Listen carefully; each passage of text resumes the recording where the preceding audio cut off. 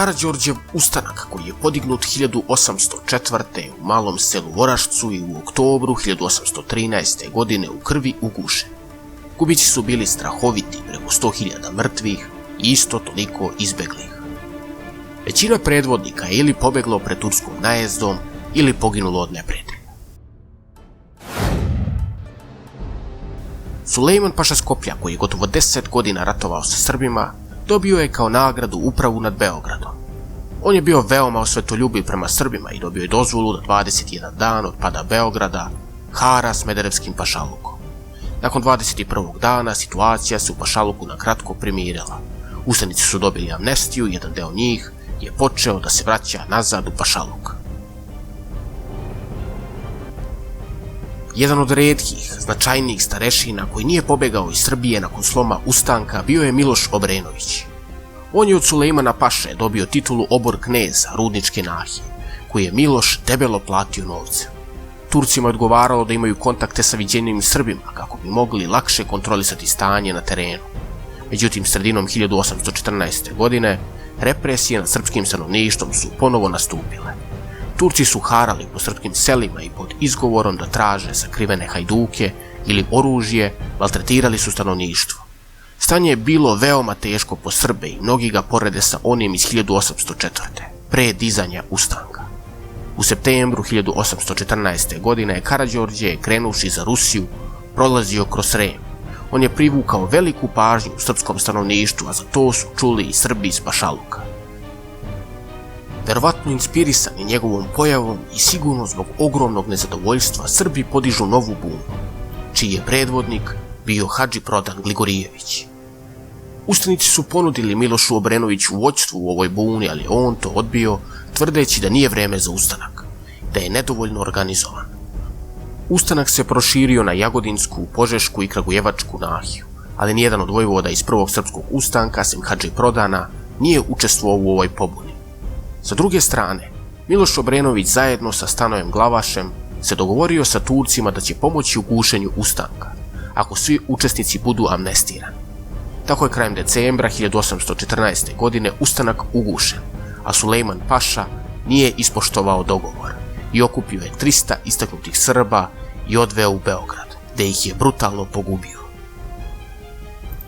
Za zasluge u gušenju ustanka Miloš Obrenović je postao i obor knez Kragujevačke i Požeške nahije, a Turci su ustanak iskoristili kako bi zaveli novi teror u pašaluku.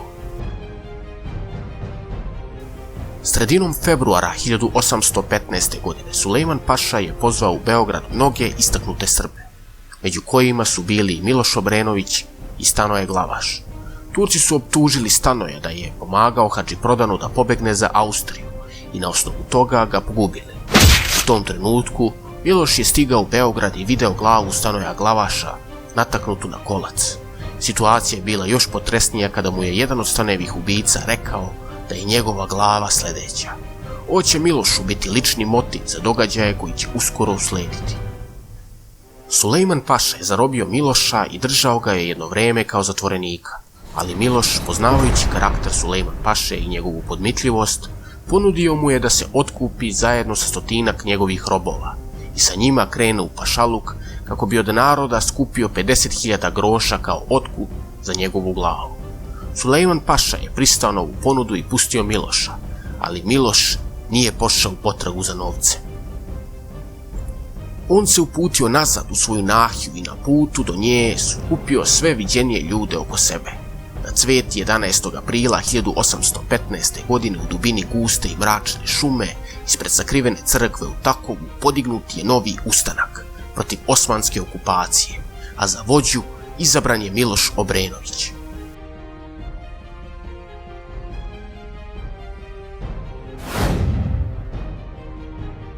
Kada je Sulejman Paša saznao za novi ustanak, odmah je poslao Bimbašu Kara Mustafu sa nekoliko stotina vojnika iz Beograda prema jugu. Takođe i knez Aksentije je podigao na nekoliko stotina Srba i uputio se prema Rudničkoj nahiji. Saznavši za njihovo kretanje, Miloš Obrenović podiže nešto vojske i kreće im u susret. Dve vojske se sreću u Rudovcima, gde nastaje žestok okršaj. Turci uz pomoć kneza Aksentija prave Šanac i veoma dobro utvrđuju položaj. Miloš, shvativši da ne može da osvoji Šanac, ostavlja Milutina Garašanina sa malim delom vojske kako ne bi dozvolio Turcima da izađu iz utvrđenja, a on se vraća nazad na jug kako bi rasplamsao ustanak među srpskim narodom. Za to vreme Jovan Obrenović i Lazar Mutap su opkolili Turke u Čačku oko jedne džamije. Oni su pokušali njih nekoliko puta napadnu, ali svaki juriš je bio uzaludan. Nakon nekog vremena u Čačak je došao i Miloš, ali ubrzo mu stižu vesti da je iz Beograda izašao Ćaja Paša sa ogromnom vojskom i krenuo prema ustanicima. Ćaja Paša je porazio Srbe na Rudovcima. Turci su, upavši u pobunjene nahije, počeli da pale i ubijaju narod. Oni su zatim nastavili prema Čačku i 6. maja dolaze do Čačka kada se Srbi povlače na sever prema brdu Ljubiću. Srbi na Ljubiću su počeli graditi šančeve i spremaju se za izvesnu borbu sa velikom turskom vojskom. Sutradan Turci pokreću vojsku i prelaze zapadnu Moravu. Oni su želeli da napadnu što pre srpske položaje jer izgradnja nekih šančeva još nije bila dovršena. Srbi, videvši tursko kretanje, su se raspodelili po šančevima, a oni koji nisu mogli da stanu su se sakrili po okolnim drvećima i rastinjama. Turska vojska se najviše sastojala od konjanika, ali bilo je i određenog broja pešaka, dok su Srbi većinom bili pešaci i bili su u utvrđenju. Turci su krenuli u napad, pre svega jurišom konjice. Kada su prišli srpskom položaju, Srbi su otvorili složnu, puščanu vatru iz šančeva i busija. Nakon toga usledila je borba prsa u prsa u kojoj su se Srbi mnogo bolje pokazali od Turaka. Oni su uz pomoć hrabrosti, ali i povoljnijeg položaja uspeli da pobede Turke, koji su krenuli da se povlače prema Čačku. Zatim su Srbi izašli iz utvrđenja i gonili Turke sve do zapadne Morave. Uveče je Srbima pristiglo i pojačanje. Jovan Dobrača i Milentije Loma su došli sa svojim momcima i poboljšali raspoloženje i podigli moral među ustaničkom vojskom. Sljedećeg dana Milošu Obrenoviću dolazi vest o novom turskom napadu. Iz Beograda je izašlo oko 300 Turaka i upalo u palež. Odatle su napadali stanovništvo i remetili širenje ustanka. Također, to je i blokiralo vezu ustanika sa Srbima iz Srema, što je bilo od velike važnosti. Također iz Valjeva je izašlo oko 1000 turskih vojnika na čelu sa Selim Ćehajom. Miloš je prema Turcima iz Valjeva poslao Milića Drinčića sa konjicom, dok je on sa malim delom vojske krenuo na palež, prema Beogradu. Milić Drinčić je izašao Turcima u susret i kod sela Tružetići potukao tursku vojsku koja se povukla nazad u Valjevo. U međuvremenu, Miloš Obrenović je došao kod paleža i ujedinio vojsku sa kapetanom Jovicom. Turci su se ušančili u paležu i sa topom kontrolisali selo. Srbi, čim su došli, su napali Turke u utvrđenju. Bitka je bila žestoka. Oko 200 Srba napalo je 300 ušančenih Turaka, koji su se žestoko borili. Srbi su uspjeli da se probiju do šanca, ali nikako nisu mogli da upadnu u njega i rasteraju Turke. Nakon nekoliko pokušaja, Srbi su se povukli i naredili okolnim seljanima da nameste domu Zarabe, neku vrstu pokretnog zaklona. Zatim je Miloš rekao Turcima da će ih ujutru napasti, a oni su se poplašili i odlučili da se povuku. Tokom noći oni krenuše u beg, a Srbi, videvši to, krenuše za njima.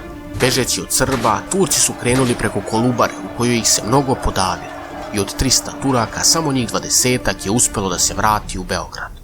Srbi su tako dobili ratni plen, dosta oružje i jedan top, koji je u tom trenutku mnogo značio ustanicima. Također, ovom pobedom otvoren put prema Sremu, dakle mnoge srpske starešine iz prvog srpskog ustanka dođoše da se priključe Milošu. Najpoznatiji su bili Stojan Čupić, Petar Moler, Simo Katić, Simo Nenadović, Bojo Bogićević i mnogi drugi. Miloš sa paleže naredio da Srbi sa delom vojske čuvaju Beograd, kako Turci ne bi opet izašli i pravili problem. S drugim delom vojske on kreće nazad, u unutrašnju Srbiju. On kreće prema Valjevu, u kom su Turci podigli Šanac uz Kolubaru. Nakon kratkog vremena on dolazi do Valjeva i sa 2 topa preti Turcima da se predaju. Oni su se uplašili kao i pre toga na paležu i napustili su svoje položaje i time Srbi osvajaju Valjevo. Nakon pada Valjeva, Miloš je odlučio da se vrati na Ljubić. On je sa sobom poveo još vojnika i topove. Kada je stigao na Ljubić i počeo gađati topovima, Turci su se uplašili i prvo pomislili da topovi nisu pravi, već da Srbi samo žele da ih zaplaše. Međutim, brzo su se razuverili.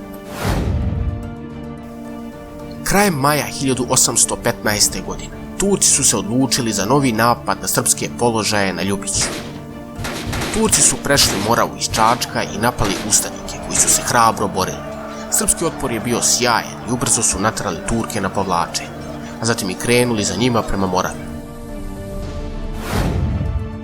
Turci su bežeći prešli Moravu i povukli se u svoje šančeve u Čačku.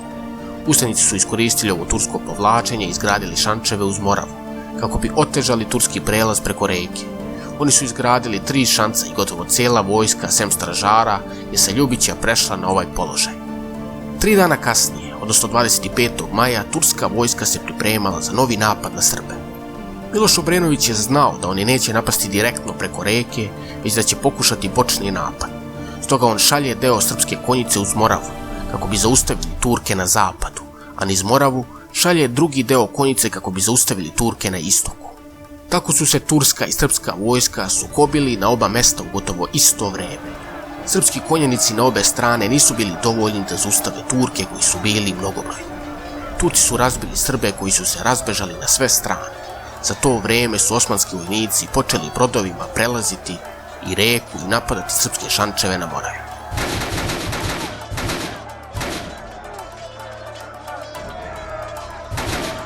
Jedan deo srpske pešadije koji nije mogao stati u Šanac je pod turskim udarom počeo da se povlači. Oni su bežali prema Šancu na Moravi i jureći da spasu živu glavu su oštetili palisadu i prepreke Šanca, ali ni tu nisu stali. Oni su odmah krenuli da beže i prema Ljubiću i sa sobom povukli vojnike koji su branili Šanac. Jedino je Tanasko Rajić, komandant Šanca, ne želeći da lako prepusti topove Turcima, ostao u Šancu i hrabro se branio. On je prvo pucao iz svog topa, a nakon toga u bliskoj borbi poginuo od strane turskih vojnika koji su ga isekli sabljom. Srbi su se svuda razbežali, jedino je Šanac sa Valjevčanima ostao da se bori, potpuno opkoljen sa svih strana. Miloš Obrenović je sa Ljubića sa jednim dobošom pozvao rasute Srbe u okolini i oni su zajedno udarili na Turke koji su opsedali Šanac na Moravi, kako bi spasio opkoljene Srbe. Nakon krvave bitke, Srbi su uspjeli da se povuku na Ljubić i spasu ljude koji su se hrabro držali. Iako je Srba malo ostalo na Ljubiću, nakon kratkog vremena opet im se povećao broj.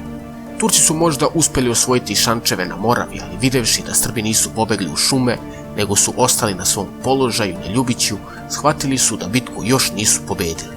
Također su ubrzo saznali da je njihov komandant, Ćaja Paša, u bitci poginuo, ali da to skoro niko nije ni primetio. Turcima je tada pao moral i shvatili su da se nalaze u veoma teškom položaju.